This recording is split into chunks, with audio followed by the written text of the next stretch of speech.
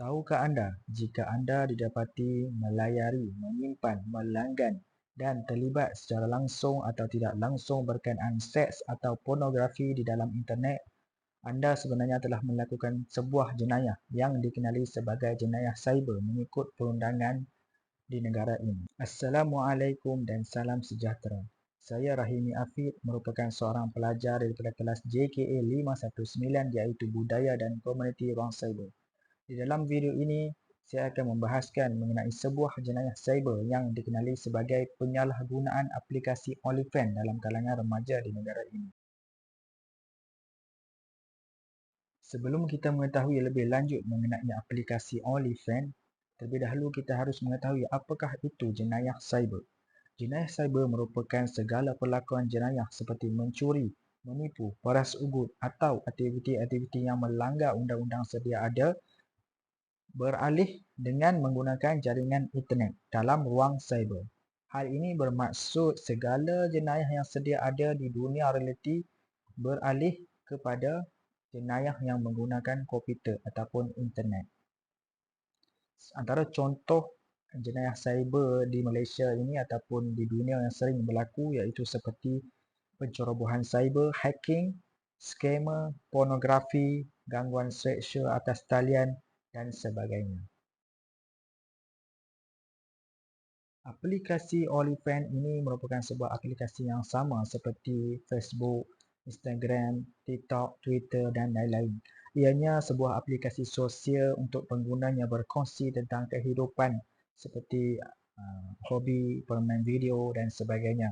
Namun begitu, aplikasi ini lebih digemari ataupun dikenali sebagai aplikasi yang mempromosikan kandungan lucah atau perkhidmatan seks secara virtual atas talian.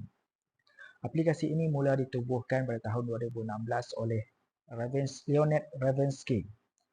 Menurut sebuah data daripada Amerika Syarikat, aplikasi ini membawa keuntungan sebanyak $400 juta secara purata setiap tahun. Apa yang membezakan aplikasi ini dengan aplikasi-aplikasi yang lain adalah aplikasi ini membolehkan penggunanya untuk subscribe content creator yang mereka suka atau mereka minati dengan membayar sejumlah wang secara mingguan atau bulanan. Dengan itu, mereka dapat akses ataupun melihat semua video-video, gambar-gambar atau boleh melihat content creator kesukaan mereka secara langsung ataupun live. Aplikasi ini mempunyai 130 juta pengguna sama ada di luar negara ataupun di dalam negara.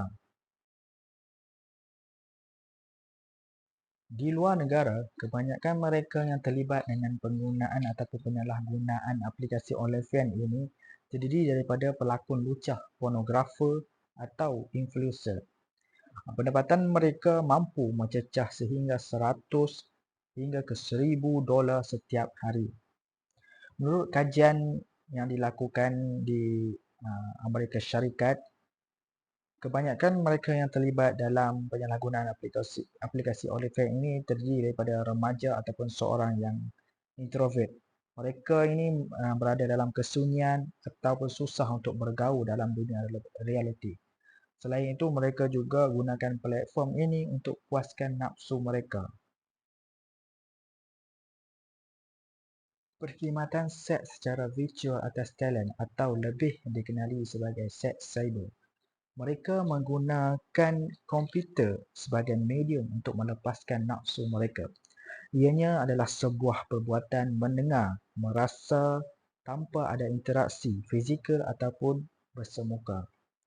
Sebagai contohnya, saling mengirimkan hasrat seksual secara eksplisit melalui teks, audio atau video di alam maya. Itulah yang sedang berlaku dalam aplikasi OnlyFans. Dalam dunia antropologi dan sosiologi, teori kawalan diri yang rendah boleh digunakan untuk mendekati isu ini. Berdasarkan teori ini, individu yang mempunyai kawalan diri yang rendah berpotensi mengalami impulsif, berani mengambil risiko dan jalan yang mudah bagi memenuhi hasrat mereka. Teori ini dapat menentukan tingkah laku seseorang. Dalam konteks penyalahgunaan aplikasi OnlyFans ini, Mereka sanggup menggandai maruah diri dan hilang perasaan malu demi mendapatkan wang dengan jalan yang mudah. Walaupun isu ini masih bersifat mikro di negara ini, namun kita tidak seharusnya memandang rendah hal ini kerana isu ini mampu memberi kesan kepada individu, masyarakat dan negara jika dibiarkan berlanjutan.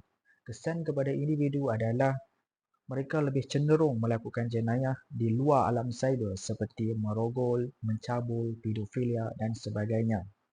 Selain itu, kesan terhadap masyarakat pula adalah berlakunya peningkatan masalah sosial seperti sumbang maram, kehamilan di luar nikah dan lain-lain.